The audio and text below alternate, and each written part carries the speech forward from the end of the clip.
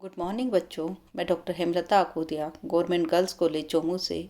बच्चों, हम MA final का भारत में लोक प्रशासन पेपर पढ़ रहे हैं। इस पेपर में मैंने पिछले वीडियो में लोक प्रशासन पर संसदीय नियंत्रण की बात की थी। इस वीडियो में हम बात करेंगे लोक प्रशासन पर न्यायिक नियंत्रण की।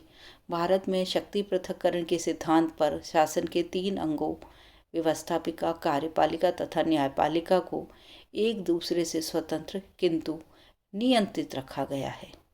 लोक प्रशासन में प्रशासनिक संगठनों तथा प्राधिकारों पर कानूनों की क्रियान्विति की महत्वपूर्ण जिम्मेदारी होती है, किंतु प्रशासनिक तंत्र कानूनों के क्रियान्वयन के संबंध में पूर्णतया निरंकुश नहीं है। न्यायपालिका के द्वारा न केवल कानूनों की स्पष्ट व्याख्या की जाती है, बल्कि प्रशासन द्वारा किए गए अवैधानिक कृत्यों पर भी अंकुश लगाया जाता है, ताकि आम नागरिक के अधिकार सुरक्षित रहें तथा राष्ट्र में विधि का शासन प्रवर्तित रह सके। भारत में स्वतंत्र न्यायपालिका न केवल नागरिक अधिकारों की रक्षा करती है, बल्कि कार्यपालिका द्वारा निर्मित नीतियों, कार्यक्रमों तथा प्रक्रियाओं को संविधान की कसौटी पर भी परखती है। भारत के संविधान के अनुच्छेद 14 सभी नागरिकों को समानता का अधिकार प्रदान करता है। साधारण न्यायालयों तथा कतिपय न्यायाधिकरणों के द्वारा नागरिकों के मुकदमों की सुनवाई की जाती है। साथ ही राष्ट्रपति को सर्वोच्च न्यायालय परामर्श भी प्रदान कर सकता है। पिछले कुछ वर्षों से न्यायिक सक्रियता के चलते सर्वोच्च न्यायालय एवं उच्च न्यायालयों ने लोक प्रशासन को अनेक प्रकार के दिशा निर्देश प्रदान किए हैं, ताकि कल्याणकारी राज्य के लक्ष्य को पूरा किया जा सके। भारत में सामान्य विधि के अंतर्गत सामान्य न्यायालय ही प्रशासनिक नियंत्रण की भूमिका निभाते हैं। फ्रांस की भांति भारत में पृथक कोई प्रशासनिक न्यायालय नहीं है। भारत में संयुक्त राज्य अमेरिका की भांति सर्वोच्च न्यायालय व उच्च न्यायालय को न्यायिक पुनरावलोकन का अधिकार प्राप्त है या शक्ति प्राप्त है, अर्थात न्यायालय किसी भी कानून के बारे में निर्णय देता है कि वह कानून बनाने वाली संस्था द्वारा ऐसा कानून बनाया गया जो कि संविधान की भावना के अनुकूल नहीं है या संविधान का उल्लंघन करता है। न्यायालय का यह निर्णय आने पर कानून को निरस्त माना जाता है। इससे भारत के संविधान की 9वीं अनुसूची में इस कानून को रखा जाता है, जिनका न्यायिक पुनरावलोकन नहीं हो सकता। ऐसे कानून मुख्यतः भूमि सुधार, उद्योग विकास, राष्ट्रीयकरण तथा व्यापार से संबंधित हैं। लेकिन न्यायिक पुनरावलोकन की व्यवस्था भारत में प्रायः व्यापक एवं गंभीर है।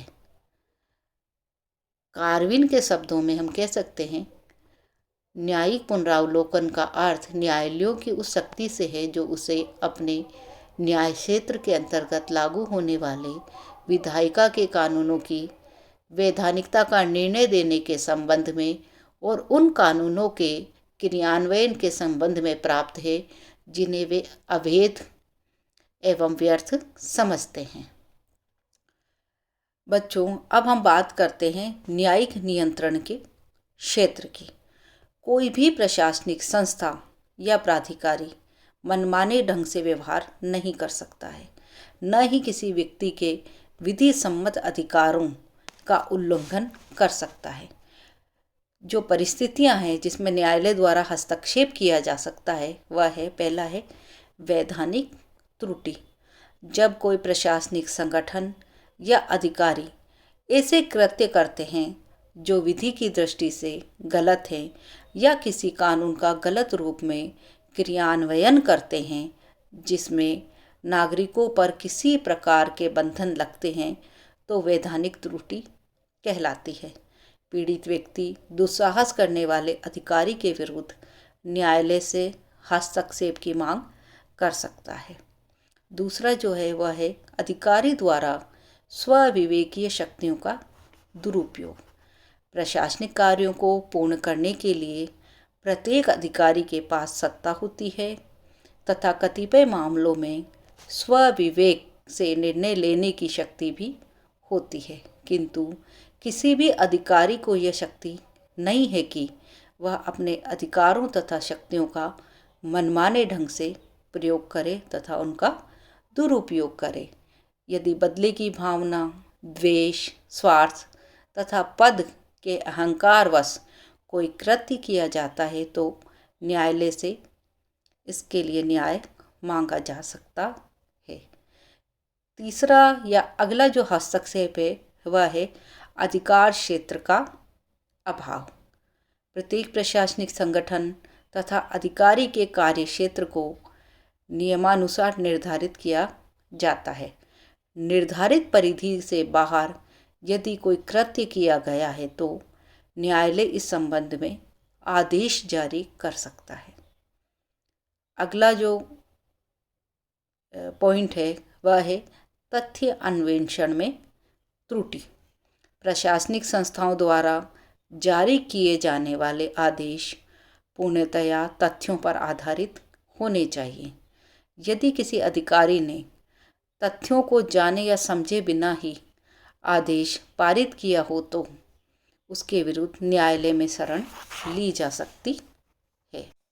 नेक्स्ट जो पॉइंट है वह है प्रक्रिया संबंधी त्रुटि। प्रत्येक कार्य की एक निश्चित नियमावली व प्रक्रिया निर्धारित होती है, किंतु कोई अधिकारी बिना प्रक्रिया का पालन किए या पूर्व परंपराओं को निभाए बिना ही मनमर्जी से आदेश जारी करे तो न्यायालय इस संबंध में हस्तक्षेप कर सकता है, क्योंकि निर्धारित प्रक्रिया का पालन नहीं करना अराजकता को जन्म देता है। ये जो मैंने कुछ पॉइंट बताए हैं या बिंदु बताए हैं उनमें न्यायालय हस्तक्षेप कर पीड़ित को न्याय प्रदान कराता है। अब हम न्यायिक नियंत्रण के साधनों की बात करें तो दो प्रकार के साधन होते हैं। एक होते हैं सामान्य साधन, दूसरे होते हैं विशेष साधन या संवैधानिक अधिकार। सबसे पहले हम बात करेंगे सामान्य साधनों की। उसमें पहला है प्रशासनिक कार्यों तथा निर्णयों की न्यायिक समीक्षा। भारत में कार्यपालिका तथा व्यवस्थापिका के कार्यों में न्यायालयों द्वारा हस्तक्षेप करने की प्रवृत्ति कम रही है, क्योंकि हमारा संविधान न्यायिक समीक्षा के संबंध में अनेक प्रकार की मर्यादाएं स्थापित करता है, किंतु नागरिकों के अधिकारों की रक्षा तथा कानूनी प्रक्रियाओं में आस्था प्रकट करने के लिए कई बार प्रशासनिक कार्यों एवं निर्णयों की समीक्षा की गई है। यद्यपि न्यायिक समीक्षा का क्षेत्र संसद द्वारा सीमित किया हुआ है, फिर भी अनेक अवसरों पर न्यायालयों ने प्रशासनिक कृत्यों की समीक्षा कर गुण दोष वर्णित किए हैं। उच्चतम न्यायालय ने अपने ही निर्णयों की भी पुनः समीक्षा की है। 42वें संविधान संशोधन के पश्चात न्यायिक समीक्षा के क्षेत्र में सीमांकन कर दिया गया है। दूसरे जो सामान्य साधन है वह है सरकार के विरुद्ध अभियोग। भारत के राष्ट्रपति एवं राज्यपाल के अतिरिक्त अन्य लोक सेवकों को अवैधानिक कार्यों के लिए आम व्यक्ति की भांति अभियोग का सामना करना पड़ता है। पद पर रहते हुए अपेक्षित दायित्वों की पूर्ति तथा शक्तियों के उपयोग के क्रम में राष्ट्रपति एवं राज्यपाल के अतिरिक्त अन्य सभी मंत्री एवं अधिकारी कानून के प्रति उत्तरदायी है। संविधान के अनुच्छेद 301 के अनुसार भारत संघ तथा राज्य अपने नाम के किसी भी व्यक्ति पर वाद ला सकता है। उसके विरुद्ध कोई भी व्यक्ति वाद या मुकदमा समय कोई अधिकारी निर्धारित नियमों व कानूनों का उल्लंघन कर सकता है।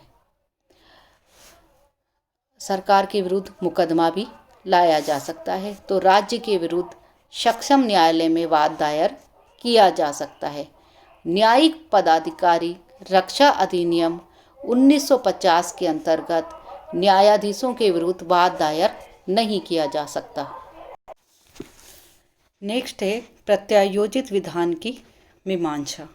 किसी भी उच्च न्यायालय उच्च सत्ता द्वारा निम्न प्राधिकारी को विधान एवं नियम निर्माण इत्यादि की प्रत्यायोजित शक्तियों के क्रम में न्यायालयों को यह शक्ति है कि वह प्रत्यायोजित विधान की वैधानिकता को उचित करार दे अथवा ना दे। इस संबंध में निर्धारित नियमों एवं प्रक्रियाओं का पालन किया जाना आवश्यक है। उचित मापदंडों पर खरे न उतरने वाले प्रत्यायोजित विधानों पर न्यायालय द्वारा परीक्षण हो सकता है।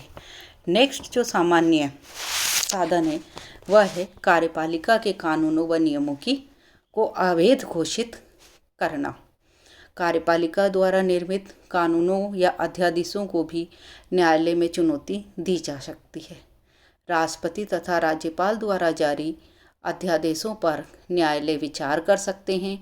यदि ऐसे अध्यादेश संविधान के किसी उपबंध का उल्लंघन करते हैं तो इन्हें न्यायालय द्वारा अवैधानिक करार दिया जा सकता है।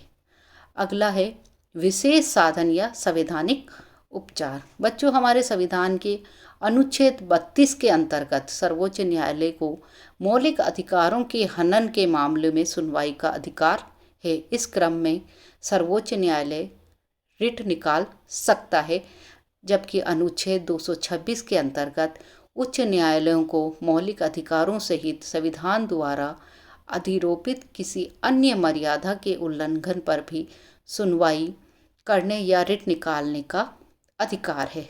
इस संबंध में उच्च न्यायालय के क्षेत्र सर्वोच्च न्यायालय से व्यापक है। परमाधिकार या असाधारण उपचार के रूप में ये रिटें 5 प्रकार की है। पहला है बंदी प्रत्यक्षीकरण। लैटिन भाषा के शब्द हेबियस कार्पस का शाब्दिक अर्थ है शरीर प्राप्त करना। बंदी प्रत्यक्षीकरण रिट एक आदेश के समान है जिसमें उस व्यक्ति को जिसने किसी अन्य व्यक्ति को बंदी बना रखा है को न्यायालय आदेश देता है कि बंदी को प्रत्यक्षतः सामने लाया जाए तथा बंदी बनाने का विधिक औचित्य सिद्ध किया जाए। यह रिट किसी भी सरकारी या प्राइवेट व्यक्ति के विरुद्ध जारी की जा सकती है, क्योंकि कोई भी बिना कानूनी आधार के किसी व्यक्ति को बंदी नहीं बना सकता। इस रिट की महत्ता एवं गंभीरता का अनुमान इसी से लगाया जा सकता है कि ब्रिटेन में सन 1679 में पृथक से हेबियस कॉर्पस एक्ट पारित किया गया। दूसरा जो साधन है वह है परमादेश। लैटिन शब्द मैंडेमस का अर्थ है समादेश या परमादेश। यह रिट प्रशासनिक अधिकारियों तथा न्यायालयों दोनों के विरुद्ध प्राप्त की जा सकती है, इसमें किस निकाय को या व्यक्ति को यह संबोधित है जिससे उससे ये अपेक्षा है कि वह कोई लोक कर्तव्य या अपनी ड्यूटी निभाए जो उसके ने इनकार की हुई है। यह परम आदेश सरकार या उसके अधिकारियों को अपने कर्तव्य निभाने की ओर बाध्य करता है। यह आदेश राष्ट्रपति, राज्यपाल तथा प्राइवेट निकायों के विरुद्ध भी नहीं दिया जा सकता है। नेक्स्ट जो प्रकार है रिट का वह है निषेधाज्ञा या प्रतिषेध। इस रिट में उच्च श्रेणी के न्यायालय द्वारा निम्न श्रेणी के न्यायालय को उस कार्य को करने से रोका जाता है जो निम्न श्रेणी के न्यायालय के अधिकार क्षेत्र से बाहर होता है। यह रिट ऐसे किसी प्रशासनिक अधिकारी के विरुद्ध नहीं दी जा सकती जो न्यायिक कार्य नहीं करता है। यह रिट कार्रवाई लंबित रहने या आदेश निकासी से पूर्व जारी हो सकती है। नेक्स्ट जो रिट है वह है उत्प्रेषण। लैटिन शब्द सर्टियोरेरी का अर्थ है प्रमाणित होना। यह रिट प्रतिषेध रिट की भांति केवल उच्च श्रेणी के न्यायालय द्वारा निम्न श्रेणी के न्यायालय को जारी की जाती है। प्रतिषेध कार्यवाही के दौरान जारी किया जा सकता है कि जबकि उत्प्रेषण निम्न श्रेणी के न्यायालय द्वारा आदेश दे चुकने के पश्चात जारी होता है। इस रिट के अंतर्गत निम्न श्रेणी न्यायालय से संबंधित प्रकरण के समस्त फाइल एवं रिकॉर्ड उच्च श्रेणी के न्यायालय में मंगवा लिए जाते हैं। नेक्स्ट जो रिट है वह है अधिकार प्रश्च। यह लैटिन शब्द को वारंट का अर्थ है किस अधिकृत या प्राधिकार द्वारा अधिकार प्रश्च कार्यवाही एक कार्यवाही है जिसके द्वारा न्यायालय या राज्य किसी सार्वजनिक पद पर किसी व्यक्ति के दावे की वैधता की जांच करता है। यदि दावा वैधानिक रूप से सही नहीं है तो संबंधित व्यक्ति पद से हटाया जा सकता है। यह कार्यवाही केवल लोक पदों, स्थायी पदों तथा ऐसे व्यक्तियों से संबंधित होती है जिनकी नियुक्तियां संविधान या कानून के किसी नियम का उल्लंघन करती हो। यह कार्यवाही संबंधित व्यक्ति से यह जानना चाहती है कि उसने किस आधार पर यह पद धारण किया है और दूसरे शब्दों में ये अवैध दावेदारी समाप्त कर लोकहित को महत्व देती हैं। यहाँ यह भी महत्वपूर्ण है कि परमादेश लोक सेवकों तथा न्यायालयों दोनों के विरुद्ध जारी हो सकता है, जबकि निषेधाज्ञा या उत्प्रेषण केवल न्यायालयों के विरुद्ध जारी हो सकता है। सामान्यतः निषेधाज्ञा तथा उत्प्रेषण दोनों रिटें एक साथ भी जारी की जा सकती है। अब हम बात करेंगे न्यायिक नियंत्रण की सीमाओं की। यद्यपि न्यायिक नियंत्रण के माध्यम से आम नागरिक के अधिकार एवं स्वतंत्रता सुनिश्चित होती है, किंतु न्यायिक नियंत्रण की कतिपय कमियां तथा सीमाएं भी हैं। वो हैं, उसमें पहली जो कमी है, न्यायालय स्वयं पहल नहीं करता, बल्कि पीड़ित व्यक्ति या पीड़ित पक्ष को भी न्यायालय में आकर गुहार लगानी पड़ती है।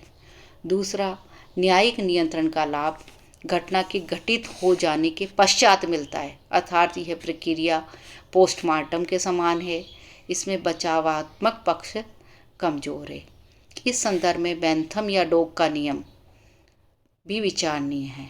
19वीं सदी के इंग्लैंड के इस महानतम उदारवादी सुधारक एवं चिंतक का मानना था कि आपराधिक कानूनों में निवारक शक्ति नहीं होती।